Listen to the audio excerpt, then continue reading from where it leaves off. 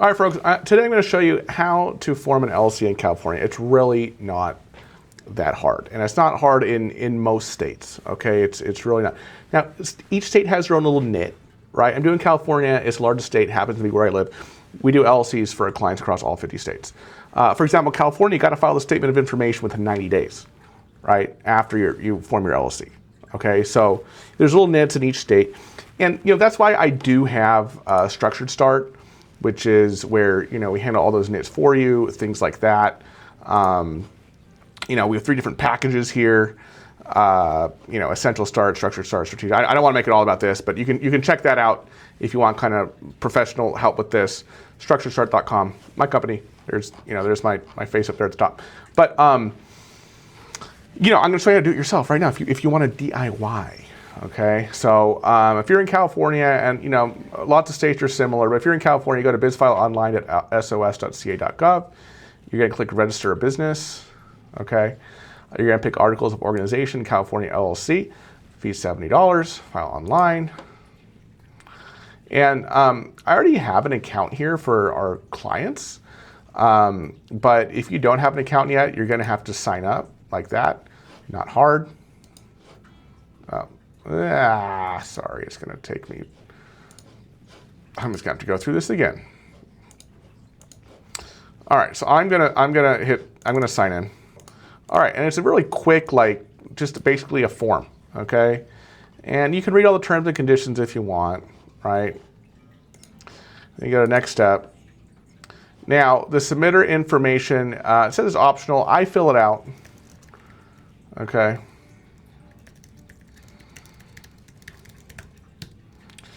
I'm not going to show my phone number here, so but you would put it in if you want.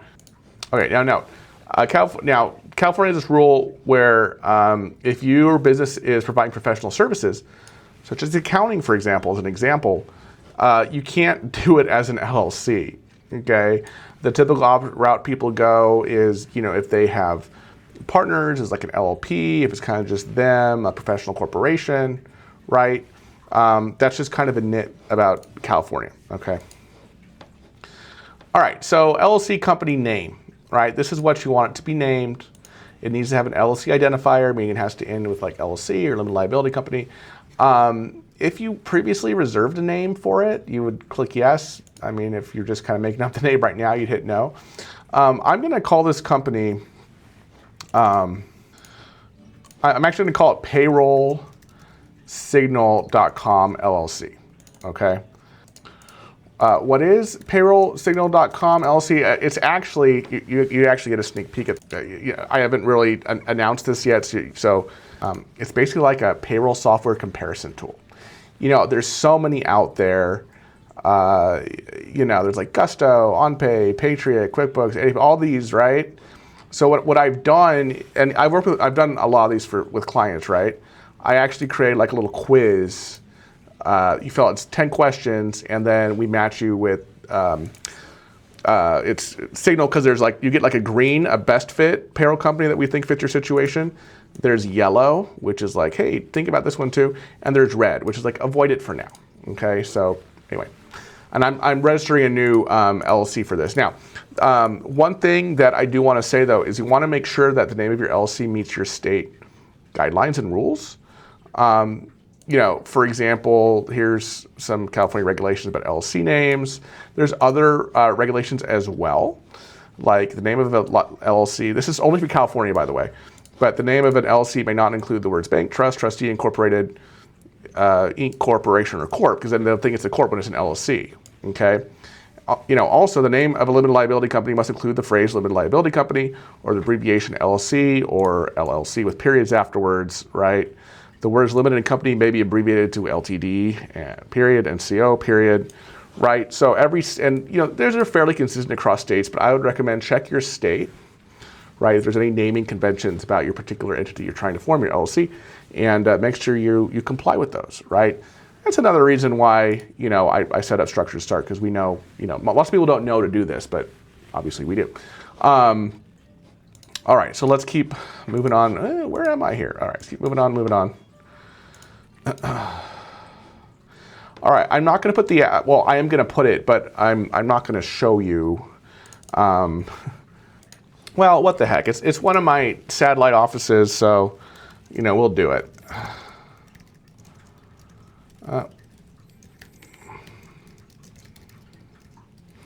Okay. And no, it says a PO box cannot be used. Okay, it must be a physical street address, which this is. This is a real office. I have staff who work there. All right, now you can, again, internal mailing address, mailing purposes, right? This can be a PO box. The physical address cannot, right? So that's kind of a bummer. Like if you just at your home, well, you kind of got to use your home address, right? So it's kind of a bummer. Now, so anyway, initial mailing address of the LLC. So you can copy from the principal address, so you don't have to redo it. If your physical address is the same as the mailing address, great. Attention, you know, attention to my name there. All right, next step. The agent for servant of process. That is someone that's responsible for accepting legal documents. It's like the registered agent, right? And I talk about this on Structured Start. Well, I say we do. Basically, it has to be a physical office location, right, in the state that you're registering in, or forming your LLC in, or if it's a foreign LLC that you're registering in. And they have to be available. Someone has to be there physically during normal business hours, typically 9 a.m. to 5 p.m. local time, okay, to receive legal documents, right? And that's one of the services we provide at Structured Start, because if you're at your house, sometimes you go on vacation. You're not necessarily there 9 to 5 every day, right? Lots of people are their own registered agent for their business, and they just put their, you know, their home address on there. Or you can pay someone to be your registered agent because, you know, they have an actual office where people are 9 to 5 during business hours every day, right? Which is what we do for some of our clients, obviously for a fee. But I'm going to fill this out, okay, as though it's me. And I'm going to be my own registered agent, which is what I think a lot of you DIYers out there are going to do. Obviously, this is not my real address, okay? It's a fictitious address. I'm just putting it on here so that you see it, okay? So that you know you got to fill this out. Now you have to say if the LLC is going to be member managed or manager managed, and if so, if it's going to be one manager, multiple managers.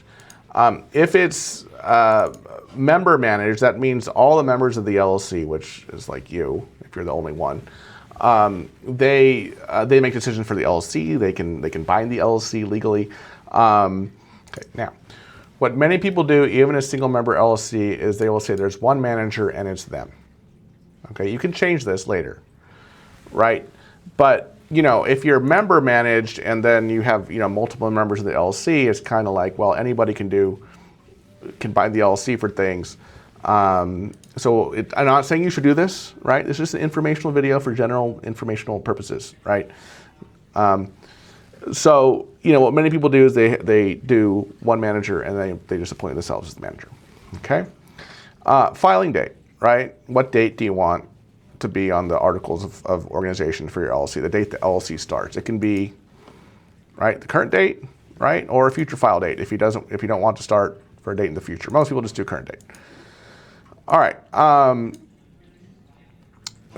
no attachments, and then you know, you sign it, you know, one signature by signing, blah blah blah, and then you got to add, right, your signature here. You just type it.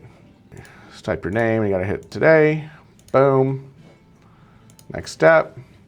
Then you got to pay the fee, the processing fee, okay? It's $70 in California. This is separate from the $800 minimum tax you have to pay every year to the California Franchise Tax Board. Once you get, you know, a certain amount of California gross receipts, you got to pay the LLC fee as well. I cover those things in a separate video, link to that video at the top of the screen, okay? You know, unless you need it really fast, which is like super expensive, most people just do standard. And then you hit next. Then you file online. You can pay with the Visa or MasterCard. Okay, so I'm gonna pay with credit card. I'm always not gonna show you my credit card information. So I submit the credit card information, there we go. payrollstudio.com. We did this in 10 minutes, right? Like I said, if you're in California, okay, you have to file the statement of information, which is a separate filing, okay, within 90 days of the date you form the LLC, okay, if you do it every 2 years thereafter. So, you know, and not every state has like a statement of information, but many states have annual reports an LLC you have to file, or, you know, a biannual report, right? You need to check your state rules, okay, regarding, you know, names of your LLC, registered agents, annual reports or biannual reports, because those can really nip you in the bud, right? And there's penalties. Like if you don't do that in California, don't do your statement of information every 2 years, you hit with like a $250 penalty, right? And it's just a pain in the butt. So it's all those little things, right, which is that we do for our clients. But you know, I'm here on YouTube as well to kind of remind you of those things. I'm probably not going to make one of these videos for every state. I might start a separate channel for that, but you know, we'll see. You know, like I said, pretty straightforward. If you do want professional help with setting up your LLC, you can check us out at structuredstart.com. Thanks so much for watching, everybody. See you in the next video. Bye-bye.